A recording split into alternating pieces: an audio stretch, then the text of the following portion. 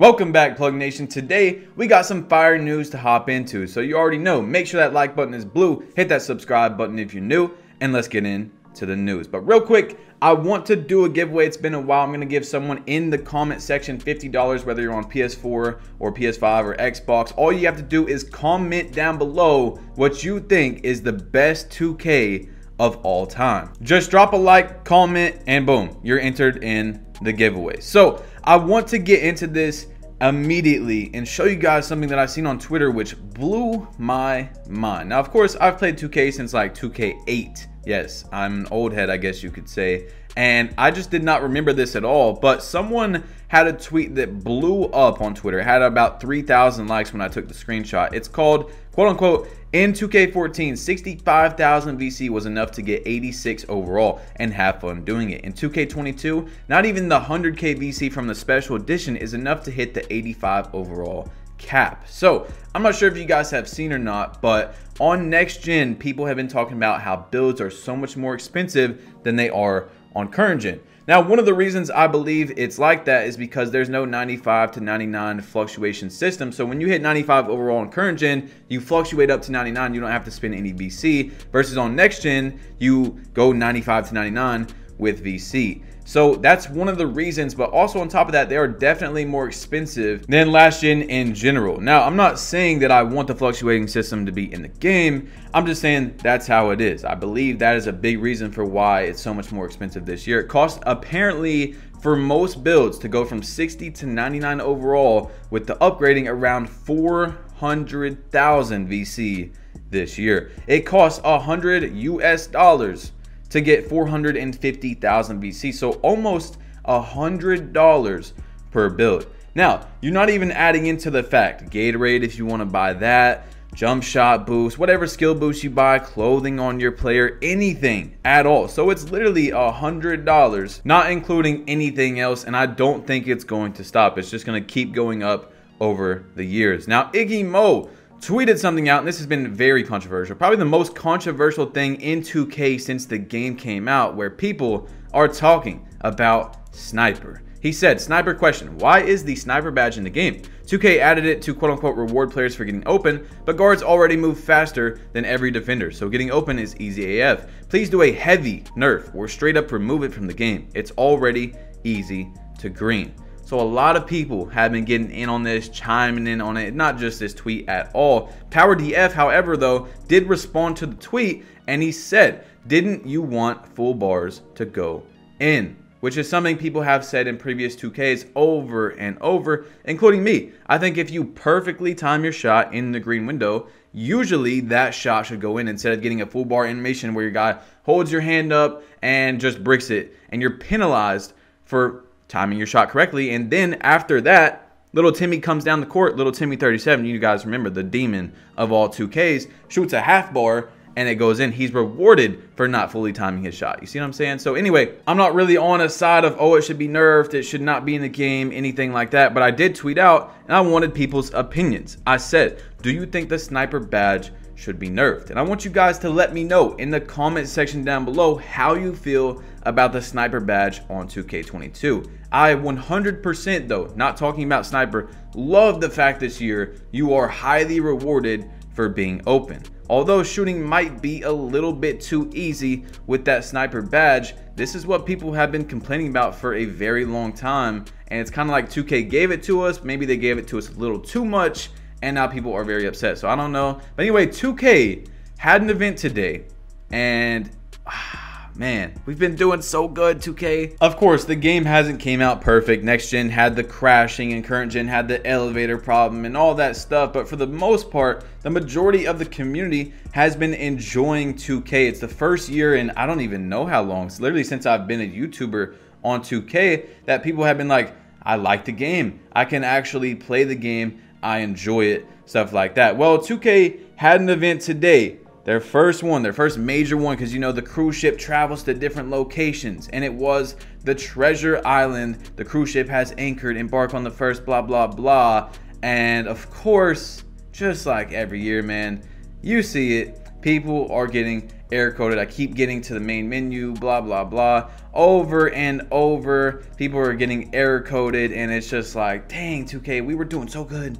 We were doing so good. This guy said events broken. Not surprised. They had an elevator hitch as well. And bro, who thought of putting one elite wheel in the game room? And that's also something. I'm really confused why they put like 9 wheels in the game room and only one of them are the elite wheel. When getting to level 26 or whatever, it's extremely easy this year. I would say more people have the elite wheel unlocked than don't. Because once you get to like 30, 31 the levels, that's when it starts getting a little bit hard. But all the way up to 26, you can literally do that in like 1 or 2 days. Even if you have a full-time job, a week at max, something like that, you're going to be able to unlock it. And there's only one elite wheel in the whole room. It's kind of weird, but usually I just get on and I get it within about 5 minutes. Today I literally walked in for the first time ever and there was no one there. It was a brand new server. It was beautiful. It was majestic. I didn't have to sit there and spam my controller all day to get on the spot. But usually people are sitting there waiting and waiting for 10, 20 minutes just to spin their wheel. 2K, just change a few of those wheels into elite wheels. All right. Anyway,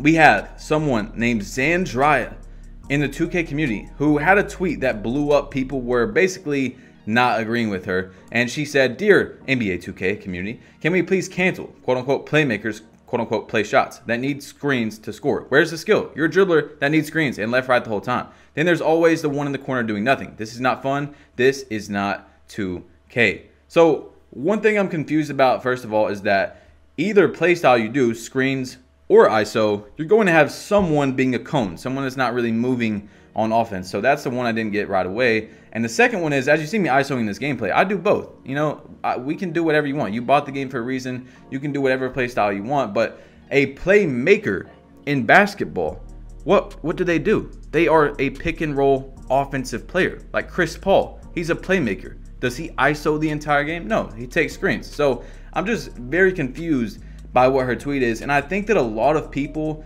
of course, it's not really their fault, have a really bad taste in their mouth when you see the word play shot just because of last year. But guys, we must have forgot that play shots have been a great build. And I've said this every single year, and they're going to continue to be great builds because they have Hall of Fame playmaking. They can move around the court very fast and they can shoot the ball. Every year, some sort of build like that, doesn't matter if the name is Playmaking Shot Creator, is going to be a good build. You know what I'm saying? And either playstyle you do, it's still going to be effective depending on who is using that build. So 2K Intel responded to it, and he said, "You trying to cancel a playstyle in a video game, LMAO. Craziest thing is only casuals think ISO takes more skill." She said, "And I'm canceling it because every time I see that lineup, I run or hop off the court." He said, "You could also just get better at the game by playing them, just saying." So I understand her frustration because, once again, like, I made a playmaking shot creator. Of course, I have other builds as well, and I'm going to continue to make other builds. But why would you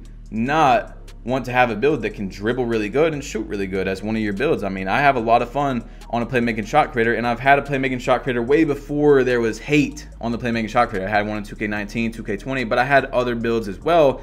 And it doesn't really matter what the build is. It really depends on who's on the build. As you see in this gameplay right here, this guy is the definition of left right.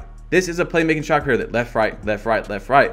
But if you watch a lot of my gameplays, I'm not left righting, I'm ISOing. And then when I take screens, of course, you can show a play or two out of the game where it looks like I'm just straight going left, right, left, right. But for the most part, I'm doing misdirections, I'm doing momentums, I'm doing all these kinds of dribbles that are not just left, right, left, right. And the thing is, it's not hard to guard that at all. The first person, I'm not sure if you guys have seen on Next Gen, they have this little ranking system beside the level. It goes from like bronze, silver, gold, purple, and purple is GOAT status. Well, the first person I played on Next Gen the other day that had the GOAT status, well, he was what you would call a left righter. And with my 5'7", I was giving this man hell. I was poking him over and over. I think I had 3 steals, like 3 or 4 pokes that I didn't grab. It's really not that hard to guard. The only time I would say, in my opinion, it's hard to guard someone that just left rights is a stage demon, which is very few people you're going to play in the game. If someone just left righting, all you got to do is see where he's going and then get on the hip of where he's going to be in the next move. You guys see with my playmaking shot creator on both games, not no lockdown at all. I'm getting lots of steals, and we're getting stops on this guy that's left riding as well. It's not something that is super hard to guard at all, but sometimes you're going to get someone that knows how to do it really good, and that's when it's hard. But really, I would say it's harder to guard ISO, someone that's good at ISO, than someone that's good at left riding through screens. So I don't know. That's just my opinion. I'm not defending any play style. I feel like, bro, you're going to have someone sitting corner at any point of anything that's competitive at all. I've never seen anyone that's going to have two players up. Someone's got to be sitting corner, whether it's ISO or screens, and especially like in a pro-am type of play style as well. And basketball in real life, which this is a simulation of basketball, there's going to be people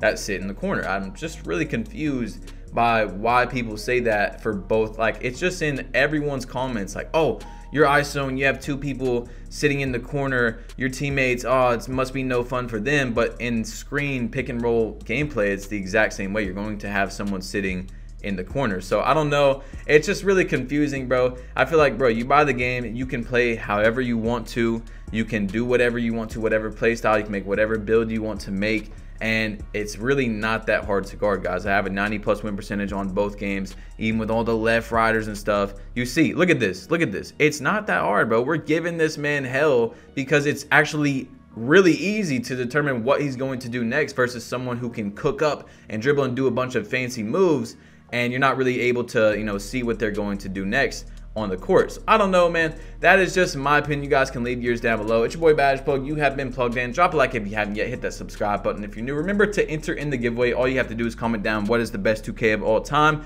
Like the video and you are entered in. $50 PSN or Xbox, guys. I really do appreciate like all the support lately.